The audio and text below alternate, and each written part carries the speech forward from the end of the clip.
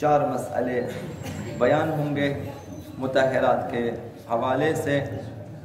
کہ مطہرات میں سے ایک زمین ہے، اور زمین عمدتاً پاؤں کے تلوے اور جوتوں کے نچلے حصوں کو پاک کر دیتی ہے، بشرطے کہ زمین خشک ہو، زمین پاک ہو۔ یہ 2 شرائط خود زمین میں اور 2 شرائط جوتے میں یا پیروں کے تلوے میں کہ نجاست راستہ چلنے کی وجہ سے لگی ہو اور راستہ چلنے کے سبب ہی صاف ہو جائے، اس وقت پیروں کے تلوے پاک ہوں گے بغیر اس کے کہ آپ پانی سے دھوئیں،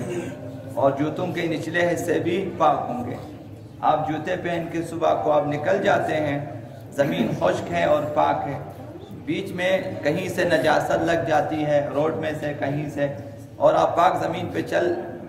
چلتے ہیں اور وہ نجاست صاف ہو جاتی ہے، تو پھر جوتے کا نچلا حصہ پاک ہے، پانی سے دھونے کی ضرورت نہیں ہے۔ البتہ وہ زمین جس پر لکڑی سے یا تارکول سے فرش کی گئی ہے، جیسے یہ روڈ ہے، روڈ زمین نہیں ہے، یہ تارکول ہے، اس پر چلنے سے یا مثلا لکڑی کا تختہ بچھایا ہوا ہے، اس پر چلنے سے پاؤں اور جوتے کے تلوے پاک نہیں ہوں گے،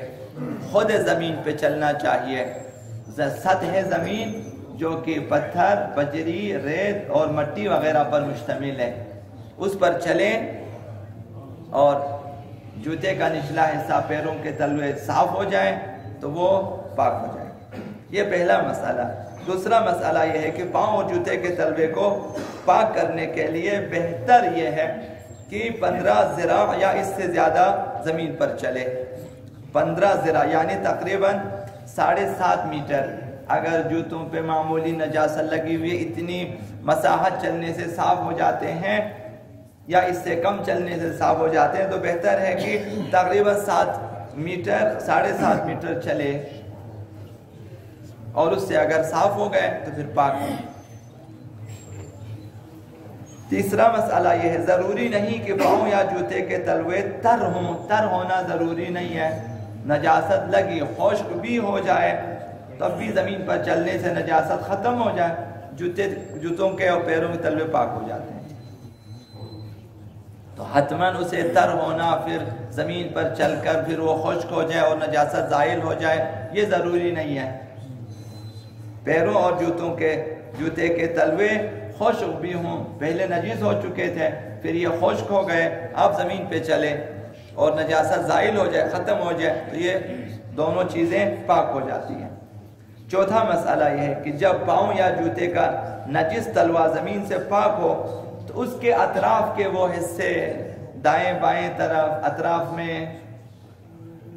وہ حصے بھی پاک ہوں گے جنہیں عموماً کیچڑ وغیرہ لگ جاتے ہیں راستہ چلنے کی وجہ سے، جب وہ بھی زمین پر لگیں اور صاف ہو جائیں تو وہ بھی پاک ہو جائیں گے۔ ضروری نہیں کہ صرف تلوے کو آپ پاک سمجھیں، اطراف کو آپ دھونا شروع کر دیں، پانی ضروری نہیں ہے۔ راستہ چلنے کی وجہ سے اطراف معمولاً آلودہ ہو جاتے ہیں، جوتوں کے اور تلوے کے اطراف، اور چلنے کی وجہ سے ہی وہ صاف ہو جاتے ہیں، مٹی لگ جاتے ہیں، صاف ہو جاتے ہیں، تو وہ بھی پاک ہو جاتے ہیں بشرطے کہ زمین یا مٹی اس کے اطراف تک پہنچے، مٹی پہنچے، زمین پہنچے اور وہ پاک ہو جائے تو پھر وہ بھی مثلا صاف ہو جائیں تو وہ پاک ہو جاتے ہیں، انہیں دوبارہ سے پانی سے دھونے کی ضرورت نہیں ہے۔